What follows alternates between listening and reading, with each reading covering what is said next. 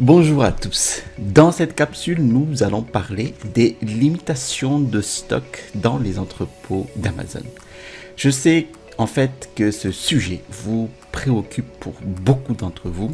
Que se passe-t-il vraiment avec cette limitation de stock de 200 unités? Que se passe-t-il vraiment avec le score IPI?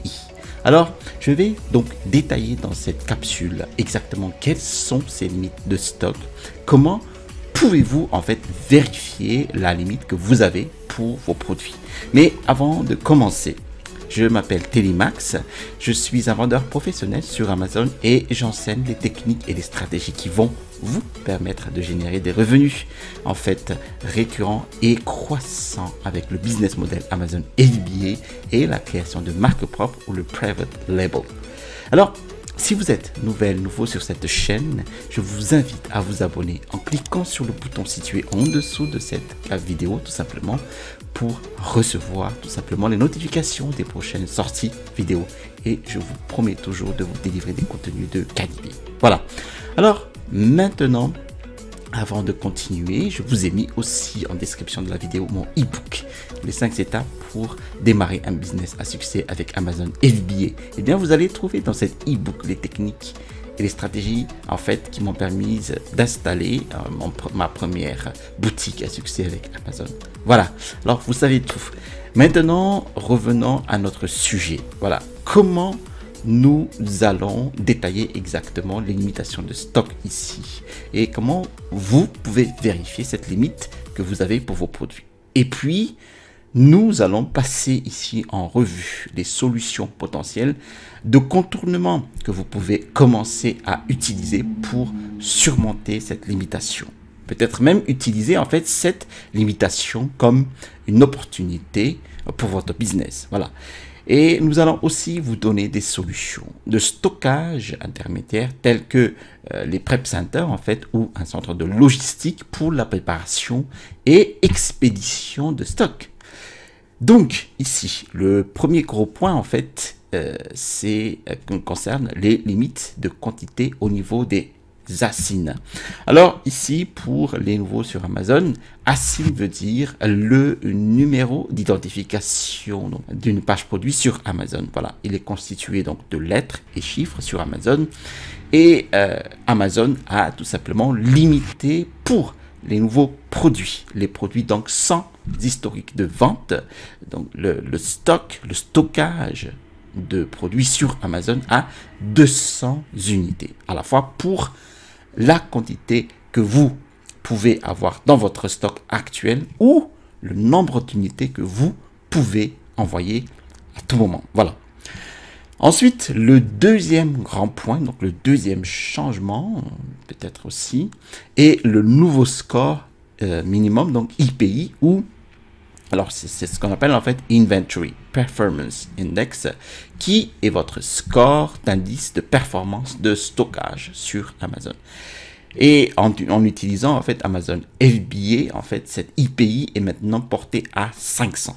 Donc ce score-là, vous devez avoir un IPI supérieur à 500 ou vous allez faire face en fait à des restrictions de stockage à partir du 16 août 2020. Donc, il y avait quelques semaines. Voilà.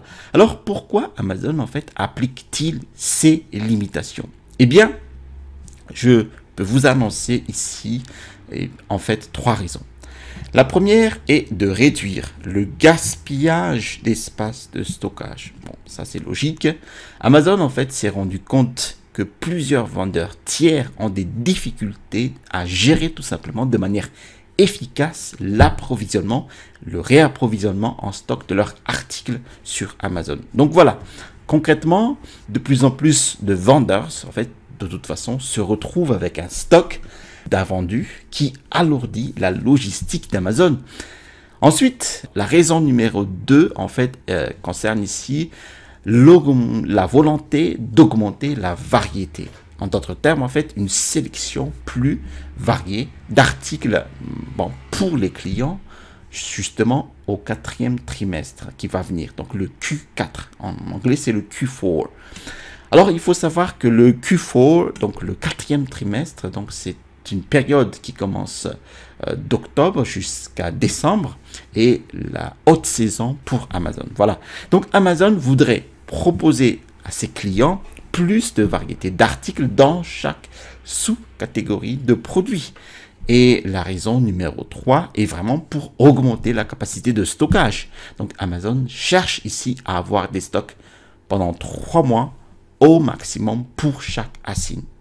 Maintenant, en tant que vendeur sur la plateforme Amazon, comment pouvez-vous vérifier combien d'articles vous pouvez envoyer? Eh bien, pour les assignes existants et neufs, vous suivez juste cette procédure. Alors ici, je prends mon compte Seller Central US, mais c'est exactement la même procédure aussi pour les marketplaces européens.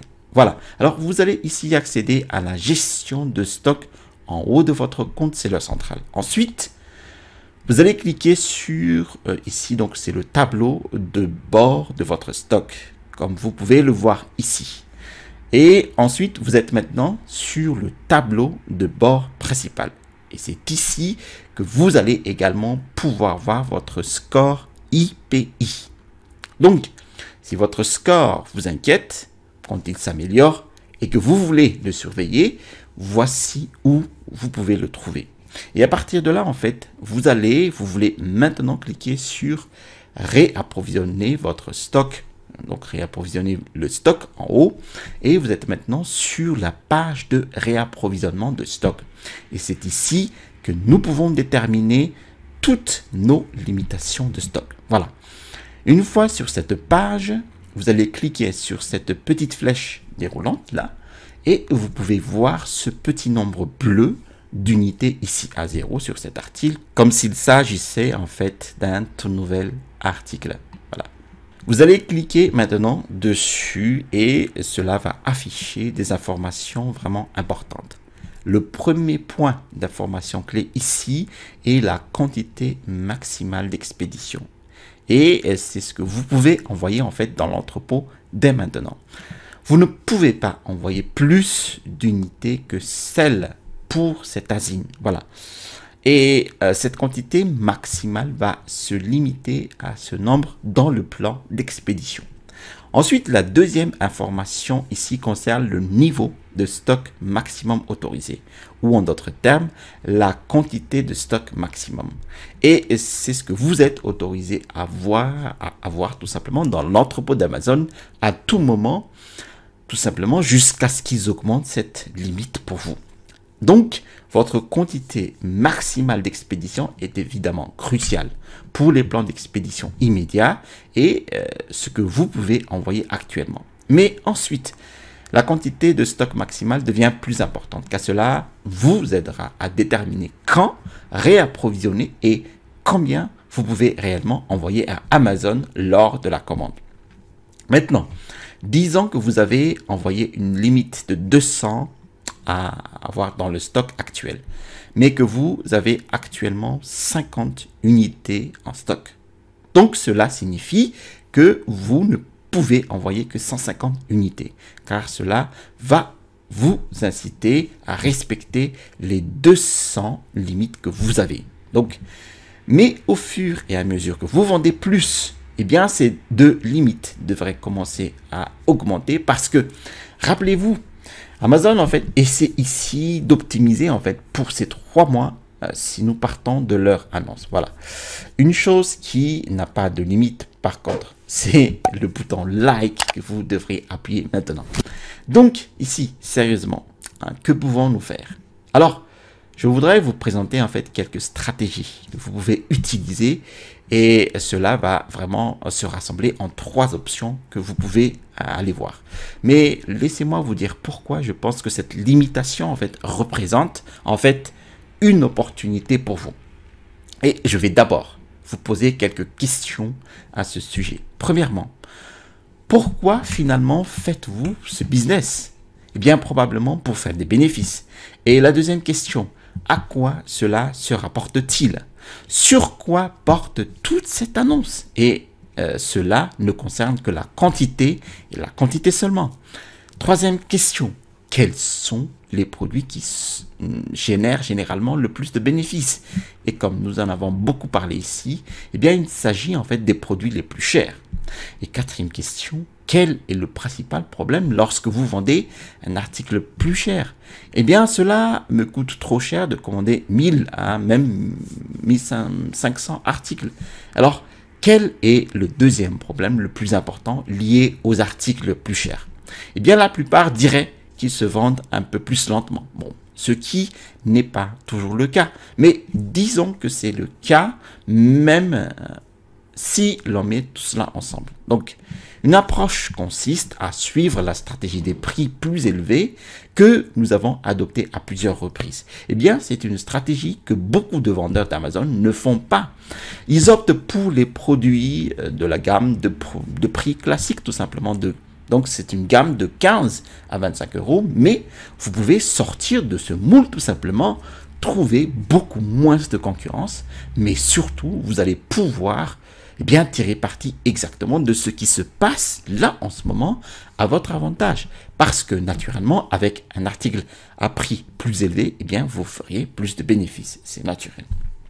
Maintenant, vous vendriez une quantité inférieure par rapport à un produit entre 15 et 25 euros. Voilà. Maintenant, cette approche de changement est vraiment pour ceux d'entre vous qui se concentrent sur le mode FBA ou expédié par Amazon, Fulfillment by Amazon. Vous ne voulez pas passer en mode FBA, d'accord.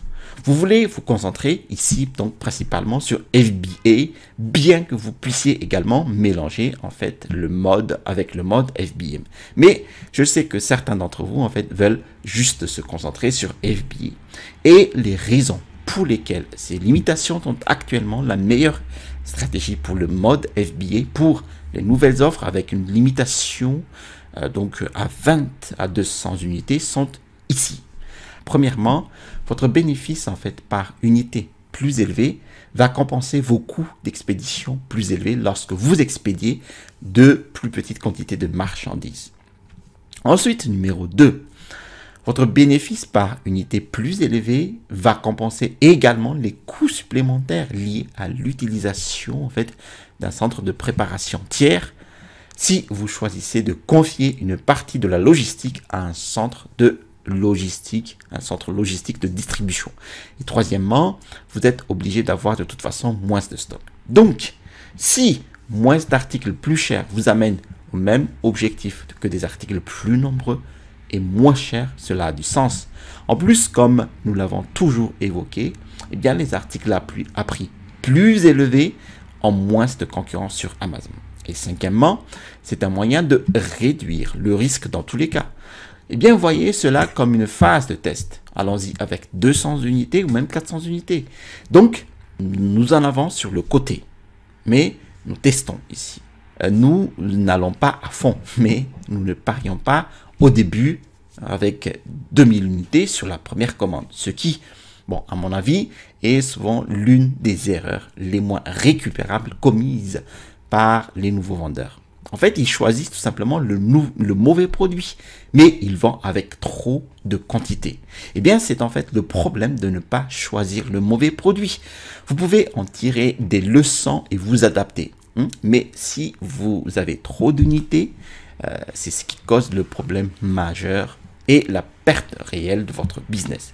Donc, si vous voulez suivre ces recommandations en faisant du FBA seul, eh bien, voici 10 étapes à faire. Alors, premièrement, vous dépensez le même montant que vous auriez dépensé pour une plus grande quantité d'articles moins chers, mais vous le dépensez pour des articles plus coûteux d'une quantité de 400. Tout simplement. Parce que ces articles plus coûteux vont vous permettre d'avoir plus tout simplement de marge pour un prix premium. Ensuite, numéro 2, vous allez ensuite expédier ces articles et vous avez ici deux options. Le premier est que vous expédiez 200 unités à Amazon et que vous expédiez 200 unités chez vous. Le premier est que vous expédiez 200 unités à Amazon et que vous expédiez 200 unités chez vous, si vous vivez dans le pays de la plateforme Amazon d'où vous allez faire expédier votre stock. Ensuite, la deuxième option ici et que vous expédiez 200 unités à Amazon et que vous expédiez les 200 autres à une plateforme de distribution située toujours dans le pays de la plateforme Amazon, d'où vous allez faire expédier votre stock. Troisième étape, les 50 premières unités sont vraiment destinées ici à faire avancer et à décoller votre page produit et à obtenir en fait des avis clients. Maintenant, vous êtes donc assis sur 150 unités. Quatrième étape, si vous vendez un certain nombre d'unités par jour, disons que vous en vendez plus de 5 par jour, puis au niveau où vous atteignez 100 unités, vous savez qu'il vous reste environ 20 jours de stock. Voilà. Vous allez maintenant envoyer une autre centaine d'unités de ce stock secondaire pour atteindre le maximum de vos 200 unités. Eh bien, si votre limite de stock a augmenté à ce moment-là parce que vous avez réalisé des ventes, vous pouvez en envoyer davantage. Et à la cinquième étape, avant que ce stock n'arrive à l'entrepôt, eh bien, vous avez vendu une partie de la centaine d'unités en fait qui se trouvaient là. Disons que vous en avez 150 à l'entrepôt et que vous en avez une centaine en réserve, soit chez vous, soit dans votre centre de distribution. Eh bien, sixième étape, si les ventes continuent, eh bien, vous avez maintenant réduit votre risque avec ces ventes. C'est donc à ce stade que vous allez passer une nouvelle commande de 400 unités chez le fournisseur. Et à la septième étape, lorsque vous avez atteint donc la centaine d'unités en stock, vous allez maintenant envoyer les 100 dernières unités restantes dans l'entrepôt. La huitième étape qui arrive à l'entrepôt après que vous ayez vendu un peu plus d'unités actuelles et donc vous êtes assis à environ 150 unités à l'entrepôt.